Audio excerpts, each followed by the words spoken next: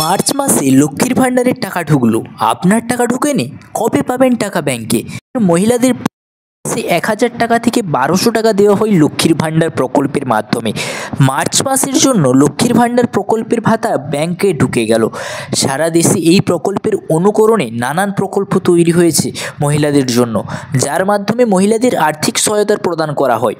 লক্ষ্মীর ভাণ্ডার প্রকল্প 2021 সালের নির্বাচনে জয়লাভের পরে লক্ষ্মীর ভাণ্ডার প্রকল্প চালু করে মুখ্যমন্ত্রী মমতা বন্দ্যোপাধ্যায় নির্বাচনী ইস্তাহারে এর প্রতিশ্রুতি দেওয়া হয়েছিল। ভোটের আগে দেওয়া প্রতিশ্রুতি 21 নির্বাচনে বিপুল জয়ের পরে প্রকল্পটির বাস্তবায়ন করেছিল মমতা সরকার।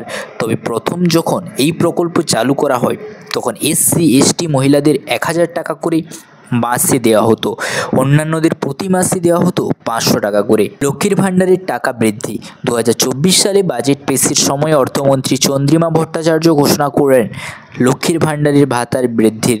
তাই ঘোষণা মতো মাস থেকে লক্ষ্মীর ভাণ্ডার প্রকল্পে মহিলাদের মাসিক ভাতা বৃদ্ধি করা হয়। 2024 এপ্রিল থেকে তপশিলি জাতি ও উপজাতিদের মহিলাদের জন্য মাসে 1200 টাকা করে দেওয়া হচ্ছে। অন্যান্য মহিলারা পাচ্ছেন প্রত্যেক মাসে 1000 টাকা করে। মার্চ মাসে টাকা ঢুকলো।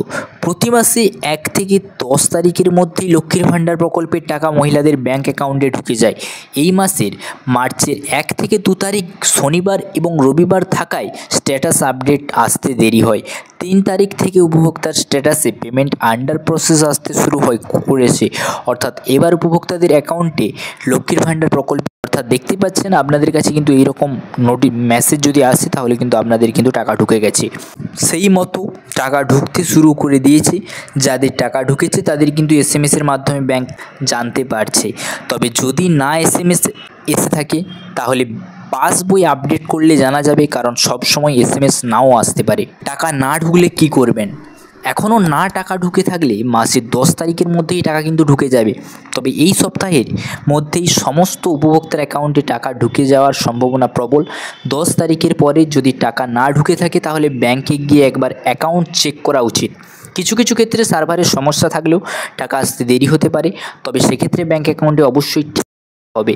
অ্যাকাউন্টে KYC না থাকলে এই ধরনের সমস্যাগুলি দেখা দিতে পারে।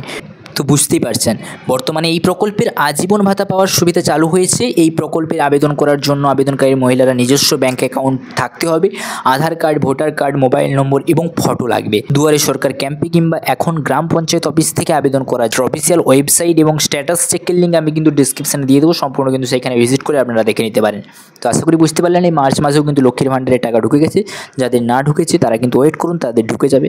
এবং তাদের যদি সমস্যা হয় তাহলে কিন্তু আপনারা ব্যাংকে পাসবইটা একটু চেক করে নিতে পারেন আপডেট করে। ভিডিওটি যদি ভালো লাগে অবশ্যই একটা করে লাইক করবেন, চ্যানেলে নতুন হলে অবশ্যই চ্যানেলটা সাবস্ক্রাইব করে রাখবেন। Thanks for watching. জয় হিন্দ।